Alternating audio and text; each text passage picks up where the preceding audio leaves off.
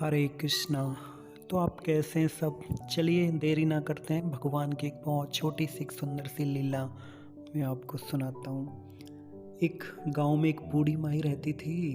भगवान के प्रति उसका जो था बहुत अगाढ़ प्रेम था श्री कृष्ण के।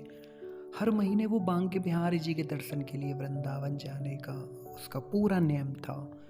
एक बार की बात है, सर्दी का समय, जनवरी का महीना था। उसके मन में भाव आया कि बिहारी जी को पहनाने के लिए एक स्वेटर तैयार करके ले चलूं एक स्वेटर। भाव तो था पर रुपए का अभाव था।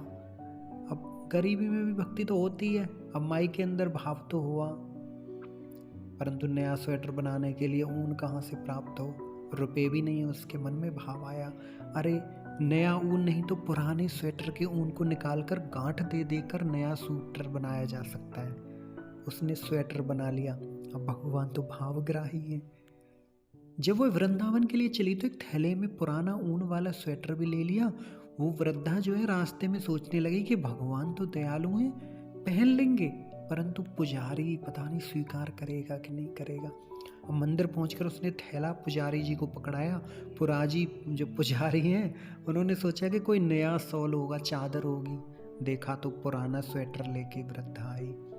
पंडित जी मन में सोचने लगे ये माई पागल है। अरे बड़े बड़े लोग दिल्ली मुंबई कलकत्ता से बड़े बड़े सेठ साहूकार लोग बिहारी जी के लिए नई नई साल चादरें स्वेटर लाते हैं। अब ठाकुर जी को पुराना स्वेटर कैसे पहना है?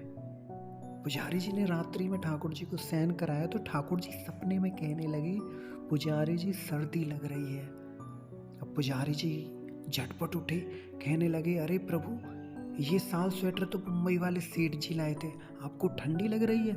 कोई बात नहीं, कलकत्ता वाले सेठ जी का लाया स्वेटर पहना देता हूँ। उनका स्वेटर दोनों बड़े कीमती हैं, खूब गर्म है। थोड़ी देर बाद पुजारी जी से ठाकुर जी ने सपने में आकर फिर कहा, पुजारी जी सर्दी लग रही है। पुजारी जी को थोड़ी झुंझुलाहट हुई। बोले, महाराज इतने कीमती साल स्वेटर से सर्दी नहीं जा रही है तो जो गांव की बुढ़िया माई जो पुराने ऊन का स्वेटर लाई है मैं वही पहना देता हूँ। तो पुजारी जी ने जैसे ही बुढ़िया माई का पुराना स्वेटर पहनाया, ठाकुर जी को नींद भी आ गई और सर्दी भी दूर हो गई। तो बंधु, भगवान जो है आपकी किसी वस्तु पदार्थ से भगवान राजी नहीं होते हैं। भगवान किसी अमीर की दी हुई वस्तु से ही प्रसन्न नहीं होते हैं।